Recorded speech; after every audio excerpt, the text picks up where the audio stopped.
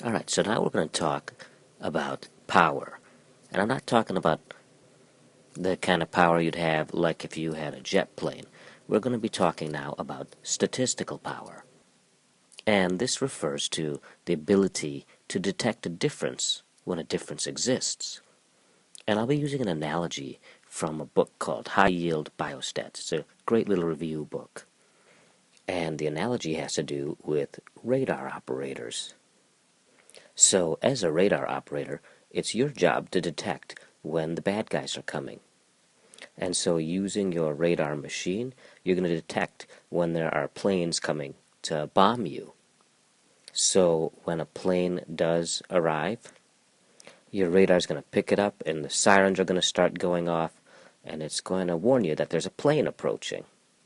And we'll call this state a positive detection of a plane. And so that's when the radar is working properly. Now, when there's no plane there, the radar should give you the all clear. And so here it's saying it's A-OK, and that's a negative detection of a plane because there is no plane. There's no plane. So now let's look at the case when you have a low power radar. It has little ability to detect a difference. So you may have a plane approaching, and you can see here we got a B-2 bomber, and your low-power radar is unable to detect it. So it erroneously gives you the A-OK signal. It says, we don't detect a plane, there's a negative plane detection. But guess what? That's not the truth. The truth is that there is a plane there. And because this radar has such low power, it's not able to detect something big like a B-2 bomber coming its way. Now, let's take a look at a different scenario. Now you have an overly powered radar. It's just too sensitive. So, let's say a flock of birds, tiny little birds, enters the path of your radar, and it erroneously picks it up as saying there's a plane approaching. And so it's got a positive. It's a positive detection for a plane, when, and guess what? In actuality, there is no plane. So these are the two scenarios we're going to look at in a little bit more detail. So let's look at it a little bit more statistically now. And so our hypothesis, if we were doing a hypothesis test here, would be that there is a plane. So this is our hypothesis here, that there is a plane. And so then our null hypothesis is the one that says that there is no difference, and we don't detect any difference. So the null hypothesis says that there is no plane. So let's look at our low-powered radar system again. So in this case, the reality is that a plane has entered our radar field, but the radar is erroneously reading as negative, right? So what we're actually doing is we're saying, so what's happening here is there is a plane, so the reality is that there is a plane, okay? But we are failing. We're not accepting this. We're accepting the null hypothesis that there is no plane.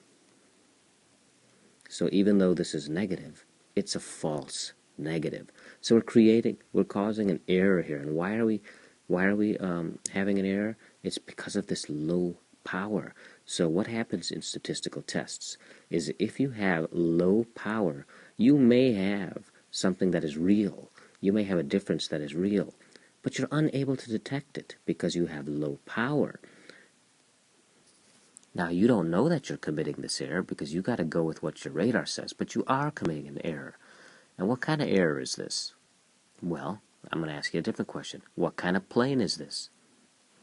It's a B-2 bomber. And so this is called type 2 error, and the probability of causing it is, of doing this, is beta.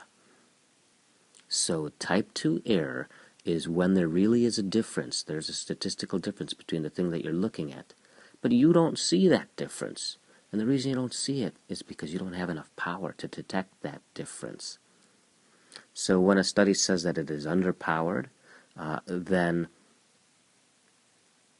if they don't find a difference, that doesn't mean that there's no difference there. It just means they were unable to find it because there could have been a difference there, but it was just of such low power they may have been getting a false negative. Now let's look at the other mistake you can make. And that is when you have an overly powered system. It's just too sensitive. And then look, some birds flew into your radar field. And what happens?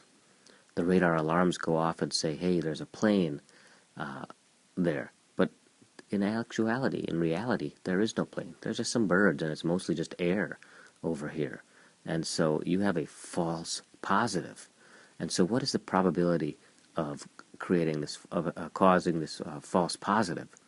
Well, it's mostly air here, and of course some birds.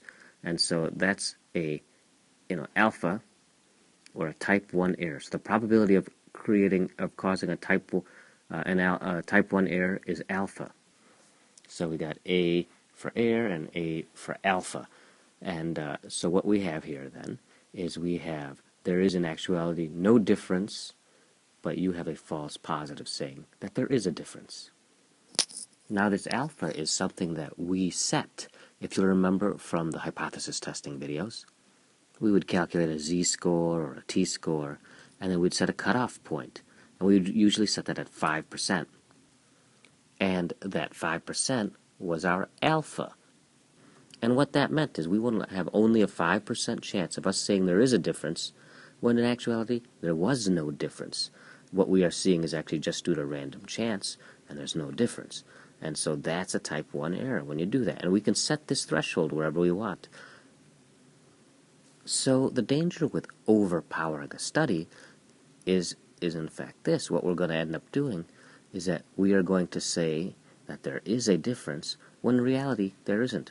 We're going to say that there is a plane when in reality there is no plane. So with an overpowered radar system, it's going to detect small things, very subtle things, and it's going to call that a plane. These are too small. They shouldn't be detected as a plane. And so in a statistical study, you're going to detect really, really small difference, and you're going to call those significant. But they're not significant. They're just very, very small differences that are not significant. And that's the danger of having an overly powered study. Now let's look at just one more scenario. Let's say that we have our low-powered system, and we know that it's low-powered, and it starts going off saying, hey, guess what, there's a plane there, there's a plane there, there's a plane there. Then guess what, there probably is a plane there, because even in our low-powered system, we're able to see it, right? With a low-power system, we're more likely to miss this. We're not able to pick up this thing. But if we are able to pick it up, then guess what? It probably is there. So in statistical studies, if you have something that is underpowered and yet it still detects a difference, then that difference probably is real. So finally, let's look at it from the standpoint of a 2x2 table. So you'll remember that across the top here goes what happens in reality. And so that might be whether a patient does or does not have a disease. And in this case, it's going to be whether, or it could also be whether there really is or isn't a difference between two populations. So in this case, it's going to be whether there is or isn't a plane. So in this one, there is a plane, and in this one, there isn't. Now, in this column here is the test, or whether we detect one or not. So the test could either be positive or negative.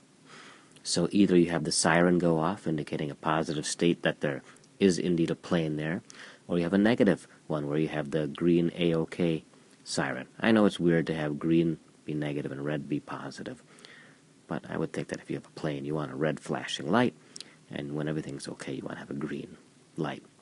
So, in the case where there is a plane, and there's a plane, and it is saying there's a plane, well, that's a true positive, right? Now, in the case where there is no plane, and it's saying there is no plane, well, that's a true negative, right? Now, in the case where there is a plane, and it's saying, oh, there isn't a plane, well, then that is a false negative, because it's saying there isn't one, so the test is negative, but that's not true. And the other one is, there is no plane, but it's saying that there is one, so the test is positive, but falsely so. So that's a false positive. And now you'll remember that the error of a false negative is when there is actually a B-2 bomber there, and you're saying that there isn't, so that's your error. It's a B-2 bomber, right? So it's a beta error, or it's a type 2 error. Okay? And in the other one, remember, there is no plane there. It's just mostly air. But unfortunately, your test is saying that there is a plane there. So guess what? That's an alpha error, or type 1. So the probability of a false positive type 1 error is alpha, and we set that, and the probability of beta for a false negative is is beta to create a type 2 error. And lastly, you'll remember that power really depends on 4 things, and those happen to spell bean, where B stands for the beta, and A stands for the alpha, E stands for the effect size, right? It's easier to detect a bigger plane. Smaller planes are harder to detect. It's easier to detect a big difference. Smaller difference are harder to detect. And then N stands for the N, the number in your sample. And these are the things that go into making power.